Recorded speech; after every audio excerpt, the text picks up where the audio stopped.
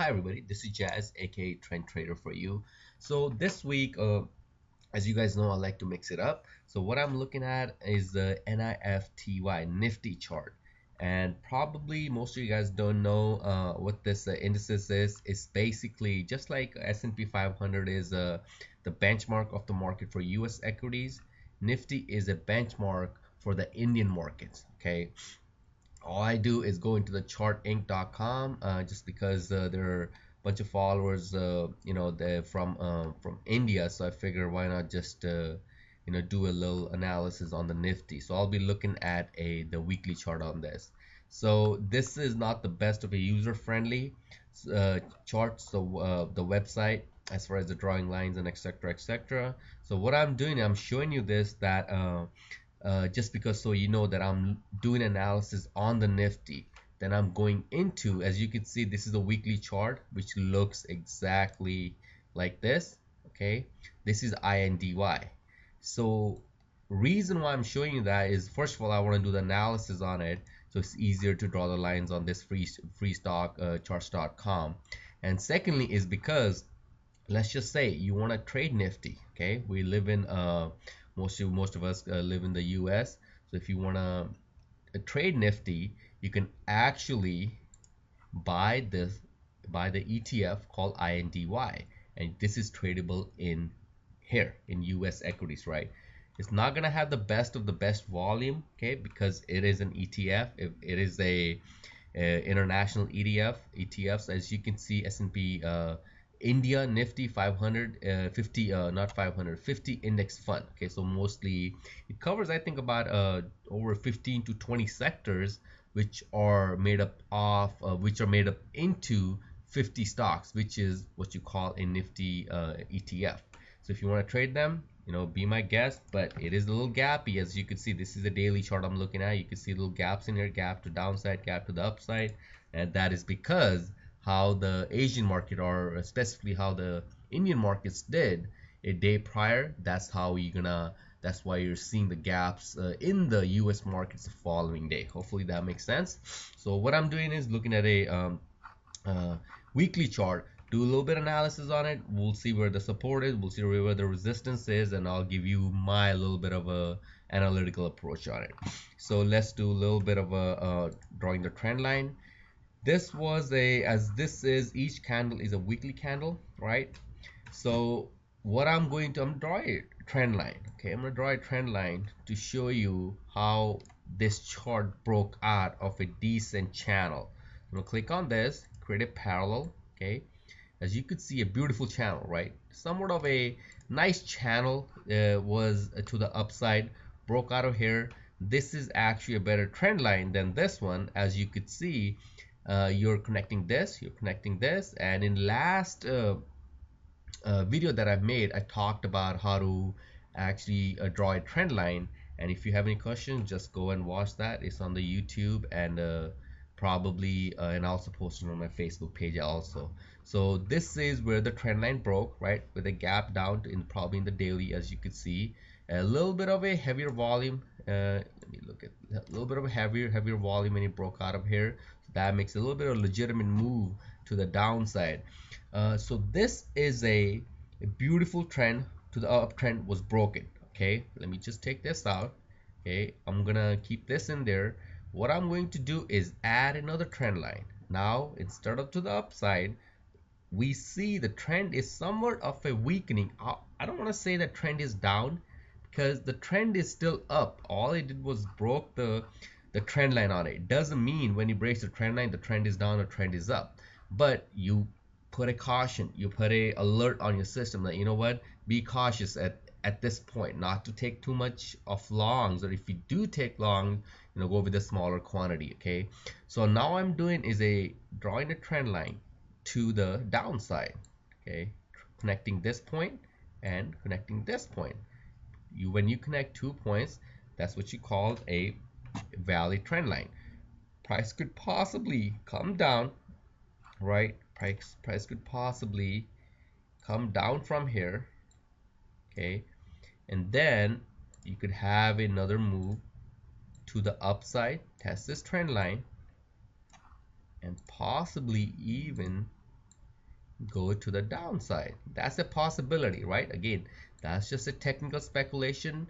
It doesn't mean that's gonna happen. You could very well, price could come down and just possibly even shoot to the upside. That's it. But you want to put your roadmap out there, right? You want to put the possibilities that could happen. If it does this, then possibly more likely it's going to do that. If it breaks this, possibly it's going to go down. So that's what I'm seeing right now, is a somewhat of a downtrend. Okay, when I take my trades, I actually take them based on the candlesticks that I see, after I see what the trend is, after I see what the support is. So this is what I'm seeing right now. You could do another try beautiful channel connecting this, somewhat of connecting in here. So let's see if the channel goes to the downside. But that is the trend. Immediate trend is right in here. It's somewhat of a downtrend based on how it was unable to make another high to the upside. Like this high was made, this high was made, this high was made. Instead, you have the lower highs in here.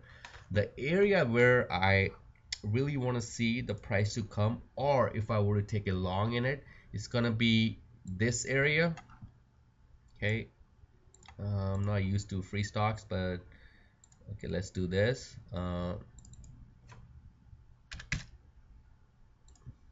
Okay, so that area is somewhat an area where I would like to see a bounce. But looking at that, okay, this is where as a trader you become even smarter. Okay, you become you go beyond a being a just an average trader, right? And then look to see where exactly another support is, where exactly another resistance is, right?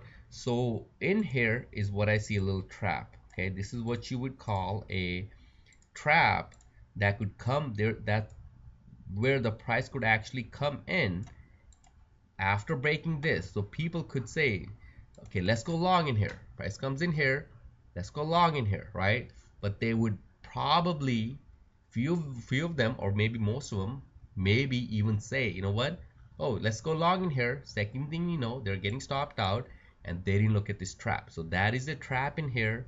Possibly this is the area that I like. This is actually the area that I like for the price to come down and have another move to the upside. Here's another thing.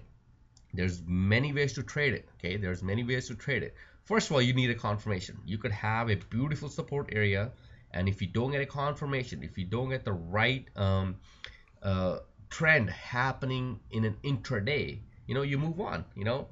This is what we did. We called a lot of trades in the chat room that we had, and many of the trades were canceled only because we just never got an entry. When you do get an entry, that's the best entry you're gonna have.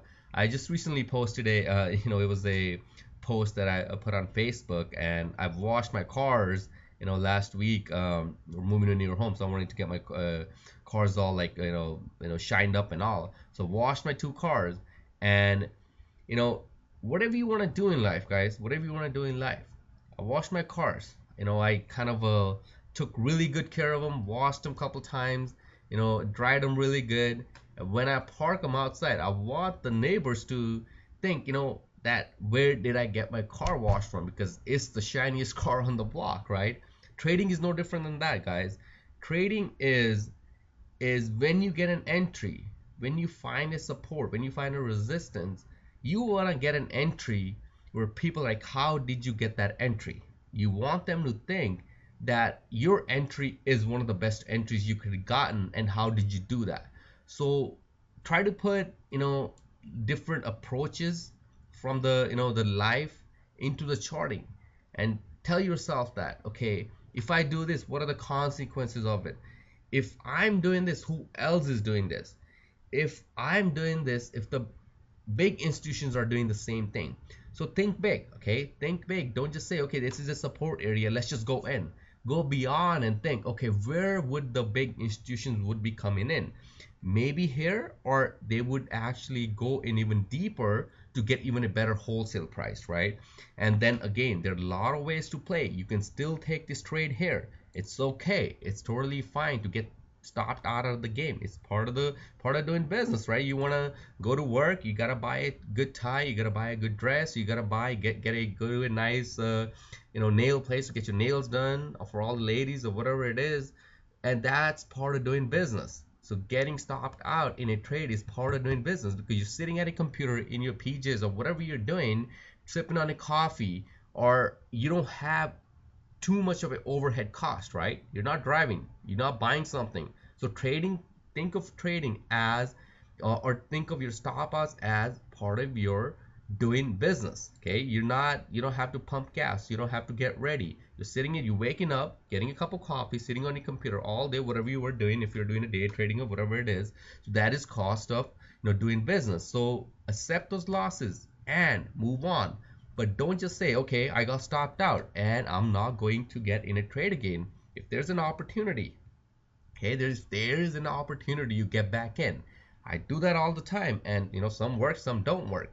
But you got to understand that once you have a plan, okay, you got to follow that plan. Okay, you got to follow that plan, got to take those profits, got to take those stop losses, gotta let some run, gotta let some kill, whatever it is that you're doing. Okay, so that is what Nifty, that is INDY ETF, if you want to trade the Nifty. And this is the area that I see, and once the price comes in here, possibly even another a confirmation candle or something happening, then we take the trade. What if the price doesn't come in here? Hey, that's totally fine.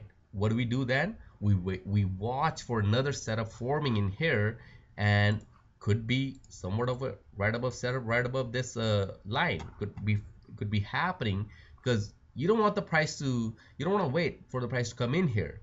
If you do get an opportunity, it could be an opportunity to come down and go back up again, give you some kind of signal right around this trend line that it wants to break up. You take that opportunity, okay, because you know exactly where your stop is defined. And I'm just talking about a weekly chart. In order for to take this trade, you get in a smaller time frame. You can get in from hourly to 30-minute, and it all depends on what kind of trader you are. Are you a long-term trader? Are you a swing trader? Are you a day trader? So it all have a different plan. You can't just follow 1 minute trade and start looking at it a weekly chart. Okay, you can't do back and forth. You gotta have a plan. Okay, this is, if I'm looking at a weekly, okay, I gotta look at the weekly support, then I go into the daily to refine the entry, then I can even go into the smallest time from 30-minute and hourly to actually pull the trigger based on if I see some kind of trend happening in your direction. Okay, so hopefully that helps. And we'll be doing this back and forth. Might not, more likely I will do the next week analysis, but I might not, because we're moving next week into our newer home. So I might not be able to have internet access or a computer with me to do this, and I'm putting somewhat of my trading on hold as of tomorrow. So we'll see how that goes, and I'll talk to you guys later, guys. Take care and trade safe.